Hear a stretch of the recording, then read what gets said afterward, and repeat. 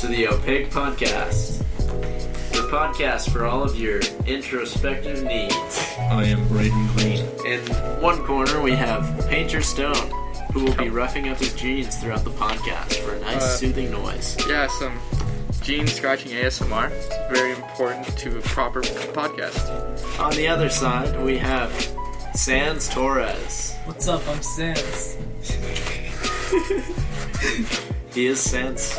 Sans from Undertale. I can confirm it. Right before me, there is Sans Undertale. Alright, so what do you guys want to talk about today?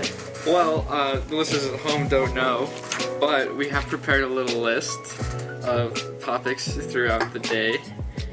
I think we might start reading those off. We got Kenyan train station. Oh my god. Okay. Okay. So I think that's a painter's topic. It was That was a painter's topic for sure. So this one's gonna be kind of heavy. It's gonna be a heavy start to the podcast. So I was listening to NPR. Kind of whack. I love NPR, but it's just weird that I listen to it so much. And in Kenya, their like most impressive buildings are these huge, giant train stations, right? Uh-huh. So these train stations are all built by the Chinese, and the Chinese laborers come in and they work like overtime. They never take breaks. They come in and they build these train stations super fast, like on time, ahead of schedule, super fast. That is very fast. But they take like full control of the train stations. So like it's all Chinese conductors, it's all like Chinese crew. Everything in there is all Chinese. So that the like main infrastructure parts of Kenya right now are all run by Chinese workers and Chinese people. And like it brings Kenya money because it's like a public transit. Yeah. But it doesn't bring them any jobs or infrastructure. And they were just talking about it on the podcast, the NPR thing I was listening to. And they were like, yeah, well, fucking we interviewed some Kenyans. And there's just a bunch of really heavy African accents. And like they were like, I do not like the Chinese because that's fucked up to say. Sounds like you're trying to do your golden knuckles. Oh yeah, it sounded really similar. It was weird, but they brought on some lawyer girl, and she was like, "Yes, the Chinese culture, we do not want it. We came here for their technology. Why do they come with our culture?" But then there was some other guy that she was debating, and he was like, "Well, I think we could learn from their culture," and it was weird because they're talking about the cultural significance of the Kenyan and Chinese clashes over just trains. Just trains. Just trains. Just some trains. It's very weird. Like they just build these train stations like super fast, but just take them. Yeah, they take like full control over them. Like they said on the thing that the last time a native Kenyan was allowed to work on the trains was the first day that they opened, and it was for the ceremony. And a Kenyan drove the first train. But other than that, the Chinese have been driving them. That's crazy. Really weird. That's very crazy. Yeah, I don't know. I think that's like a really big thing about immigration and bringing in other workers is that they will start to assimilate the culture. They will. And I wonder how they're gonna assimilate. I know that's Such so a weird. like drastically different culture. Yeah. Because 'Cause- Kenyan culture and Chinese culture are very different in a lot of ways. Yeah, they were mentioning that the number one like financial supporters of the whole African coast right now is China, and that Kenya was just a big example of it. But they went most into Kenya, but they did mention that at the beginning that mostly it's just Africa, and China's the only one that's willing to mess with them. It's interesting stuff. I know. Alright, on to the next topic. Quantum suicide. Alright, graded. Alright, graded. This is a really dark start to a podcast. No, it's not that dark. It's just grim. Dude, Yeah, we started with like crippling economics of African countries. Yeah. It's a really weird podcast. Very weird. Okay. So this is like, I'm probably not going to do a very good job Oh, I didn't either. explaining this. This is very vague, and I listened to this podcast like a long time ago that described this. But like, so in quantum physics, there's like little tiny little tiny things that make up everything, called qubits. They're like smaller than an atom. They're just tiny, tiny little things. And every time one is observed, meaning like something comes in contact with it, it chooses to spin left or to spin right. And this is like what makes up our universe. Mm-hmm. So like the idea was that if you managed to isolate one qubit, just one singular qubit, and then had a button that would observe it, and if it spun one way, it would kill you instantly with a machine gun.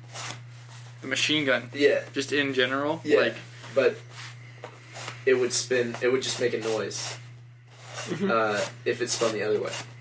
So the idea is that every time you press the button, you would just hear the noise, because you wouldn't be able to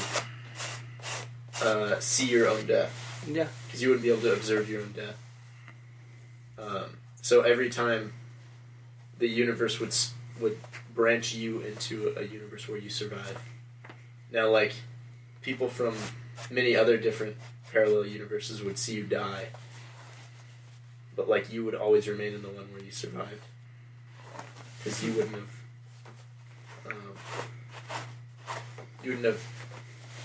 known.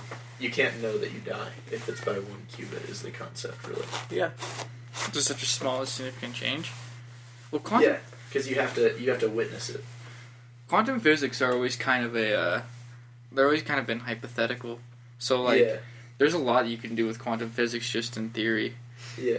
Like, I mean, it's a pretty popular example, but like Schrodinger's cat, it's the same thing. It's just like,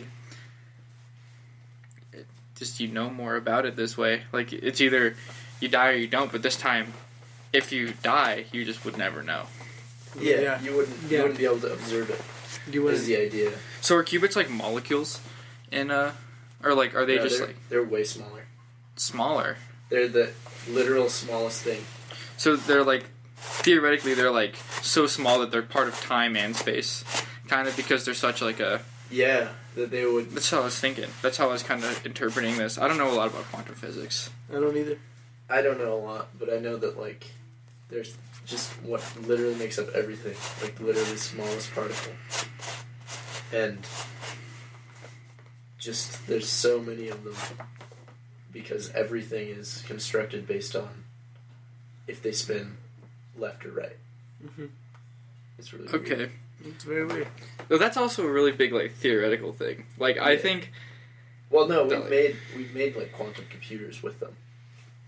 With qubits? Yeah. I always thought quantum computers were a different thing. I looked into quantum computers for a minute. I never really knew what they did or anything about them, but I thought that they could just compute like multiple things at a time. Well, yeah, because they use qubits, which can output more than zeros and ones. That's insane. They can output like any variation of numbers. So like, are quantum computers like super rare? Like they're super. I'm pretty sure they're very new technology. I mean, you can buy them. You can buy them? Yeah, you can buy them. I just Are you serious? yeah. I'm There's pretty one sure. for like $1,000. $1,000? $1,599. That's it. What the? Heck? It's a tower though, so I don't. It's just a server. Just okay. It's like a server. For Yeah. Well, dude, towers in general. Like, if you're gonna buy a whole server tower, you're gonna need to be doing some serious things like that. Yeah. Like, I know it's a little dated, but like Bitcoin mining would be one of the only things I could see for like a quantum computer. There's nothing that really needs that much processing power. Yeah, seriously. But it just like can solve things totally differently. Like It's also because it adds a whole other dimension to like the computer. That's true.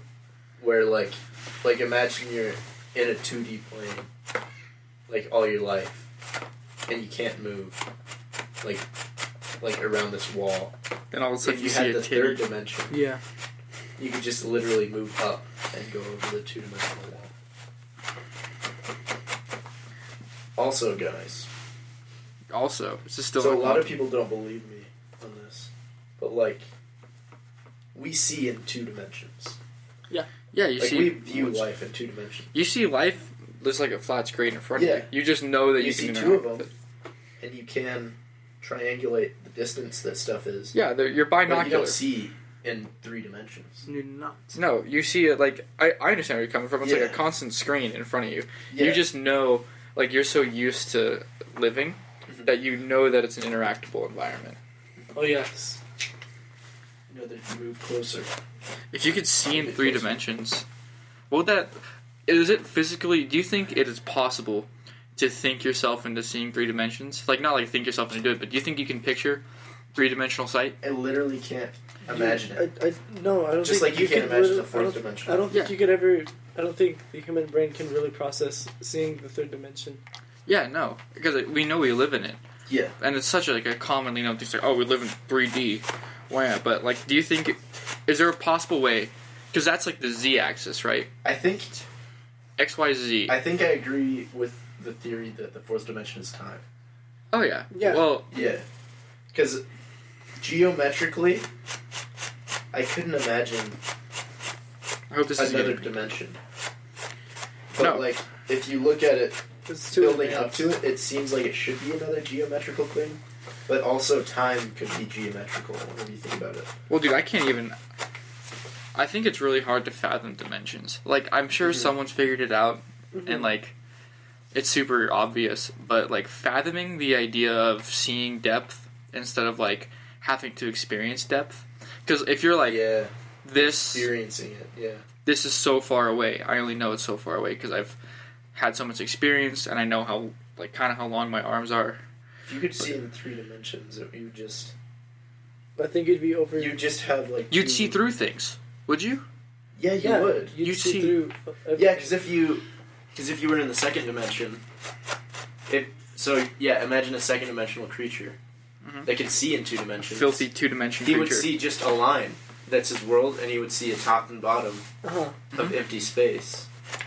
So, and yeah, he would see around. Yeah. He would we be able saw- to see around. We see. Everything. Okay, I Yeah. think I'm starting to picture what you're saying. Yeah, So like, we see 2-dimensional on like a planar scale yeah, instead of like on a like linear, looking straight at it like we're part of it.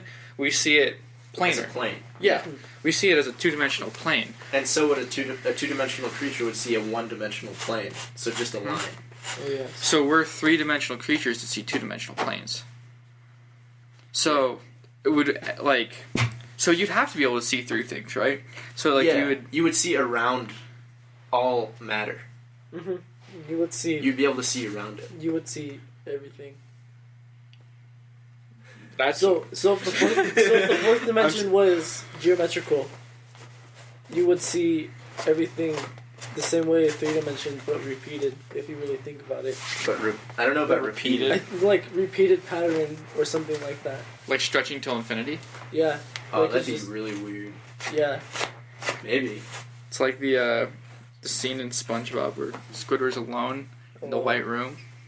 Oh my god. And just It's like the alone. worst episode. Yeah, it's a That horrible. was that was the scariest shit. That was like the scariest episode I've ever It seen was- of SpongeBob. It was just so lonely. Introspective. Yeah. It was just It's. it was just an episode of SpongeBob where I bet people have already kind of thought about this, and I bet there is like a description of what it would be like to see in the 3rd dimension. But I feel like that's such a niche thing to look up, and people would be like, "You dumbass!